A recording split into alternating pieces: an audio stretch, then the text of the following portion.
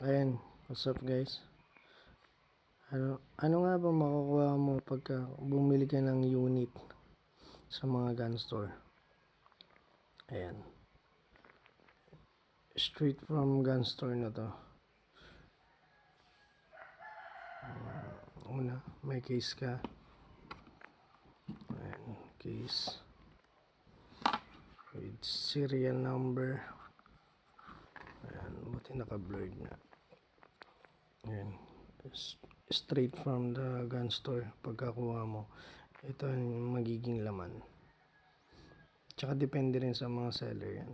Nakuha ko nga pala to kay Reloader Guns Taruk sa Facebook. Reloader Guns Taruk. Shoutout sa'yo lakay. Thank you. Ayan, straight from the box. Andito yung mga paperworks. Ayan. Tapos mga panlinis natin guys. Andito. Yan yung libreng panlinis. Tsaka straight from the box. May reloader tayo. And then dalawang magazine. Dalawang box strap. Kasama yung pin ejector. Ayan, dalawang magazine.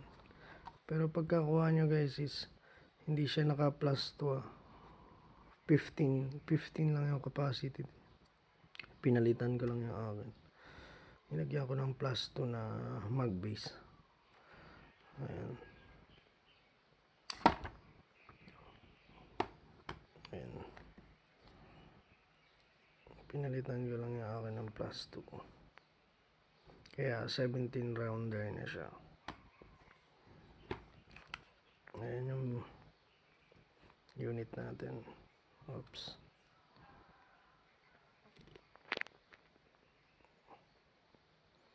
Glock 19 Gen 5 Austria 9mm.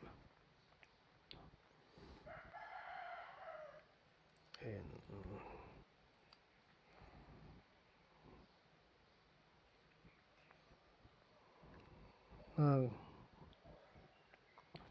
Clear siya guys.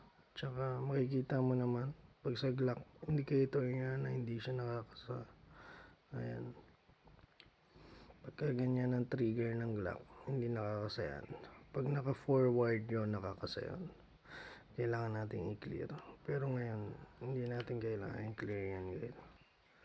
Dahil alam naman natin pag Glock, pag di naka forward ng trigger, hindi nakakasa yan. Kung dati ka nang may Glock. Ayan. Ang unit natin. Glock 19 Gen 5 Austria.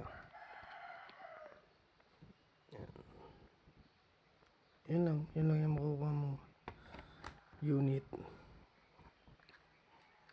Yun lang yung makukuha mo pagkuha mo ng unit. Yun lang yung nasa box talaga. Dalawang magazine, yung unit itself, isang reloader, dalawang box strap, tapos yung panlinis, tsaka paperwork, tsaka user's manual. Actually dalawa yung binigay sa akin. Isang tawag dito, basta mga Chinese, Russian, gano'n. Tapos isang English user's manual. Bali dalawa. Yun lang. Pag gusto nyo kumuha ng unit kay Reloaders Guns Taruk kayo, mabilis lang yung release sa kanya. 2 to 3 weeks lang andyan na yung unit mo. Peace.